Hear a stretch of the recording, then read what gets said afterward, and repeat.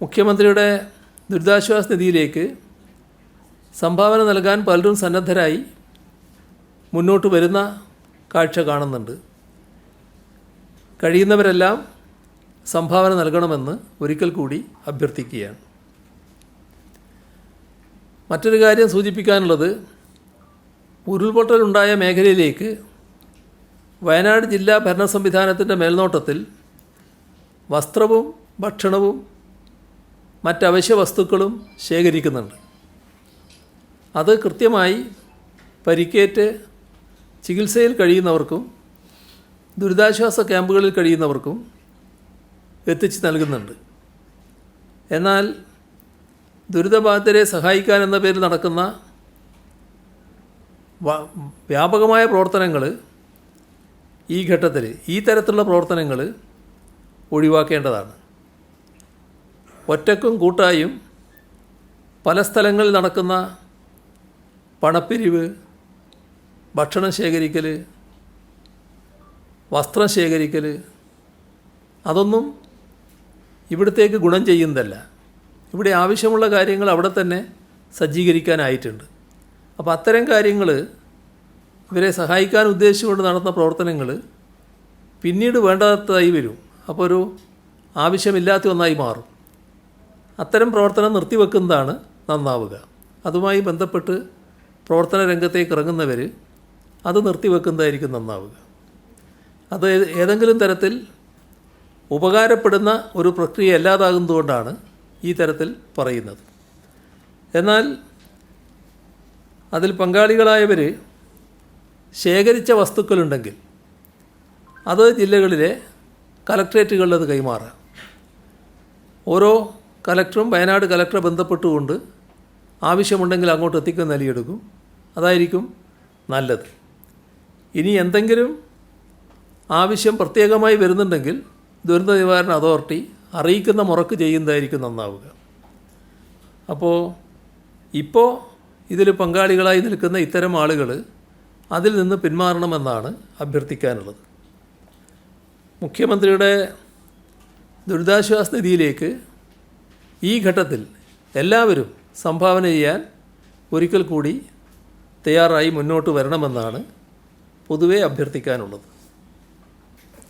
ഇതാണ് ഇന്ന് പങ്കുവെക്കാനുള്ള വിവരങ്ങൾ.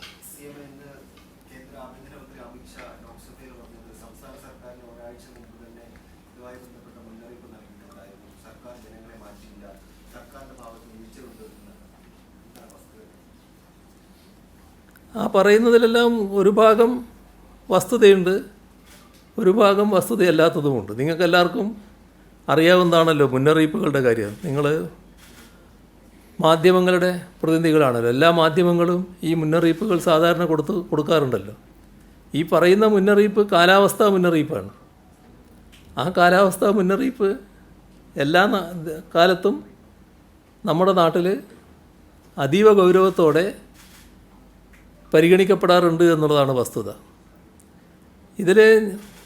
ഞാനിതിനെ മറ്റൊരു രീതിയിൽ എടുക്കുന്നില്ല.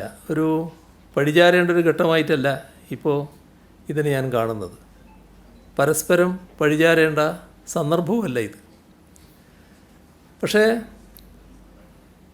കേന്ദ്ര ആഭ്യന്തരമന്ത്രി ഇങ്ങനെയൊരു മുന്നറിയിപ്പ് നൽകിയിരുന്നു.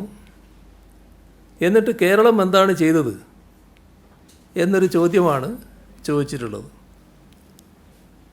ഇവിടെ വസ്തുതകളെല്ലാം എല്ലാവർക്കും അറിയാവുന്നതാണല്ലോ, നിങ്ങൾക്ക് പ്രത്യേകിച്ചും. നിങ്ങളുടെ കയ്യിൽ തന്നെ അതിൻ്റെ റെക്കോർഡുകൾ ഉണ്ടാവുമല്ലോ, അതെടുത്ത് പരിശോധിച്ചാൽ മനസ്സിലാക്കാൻ പറ്റുമല്ലോ. ദുരന്തമുണ്ടായ പ്രദേശങ്ങളിൽ ഓറഞ്ച് അലർട്ടാണ് ആ ഘട്ടത്തിൽ നിലനിന്നിരുന്നത്. അവിടെ 115-നും 204 മില്ലിമീറ്ററിനും ഇടയിൽ മഴ പെയ്യും എന്നായിരുന്നു കേന്ദ്ര കാലാവസ്ഥാ കേന്ദ്രത്തിൻ്റെ മുന്നറിയിപ്പ്. ഇന്നലെ ഞാൻ അതിലൊരു ഭാഗം പറഞ്ഞതാണ്. എന്നാൽ എത്ര മഴയാണ് പെയ്തത്? ആദ്യത്തെ 24 മണിക്കൂറിനുള്ളിൽ 200 മില്ലിമീറ്റർ, അടുത്ത 24 മണിക്കൂറിനുള്ളിൽ 372 മില്ലിമീറ്റർ മഴ. ഇതാണ് ഈ പ്രദേശത്ത് പെയ്തത്. അപ്പോൾ 48 മണിക്കൂറിനുള്ളിൽ 572 മില്ലിമീറ്റർ മഴയാണ് പെയ്തത്. അപ്പോൾ മുന്നറിയിപ്പ് നൽകിയതിലും എത്രയോ അധികമായിരുന്നു അത്.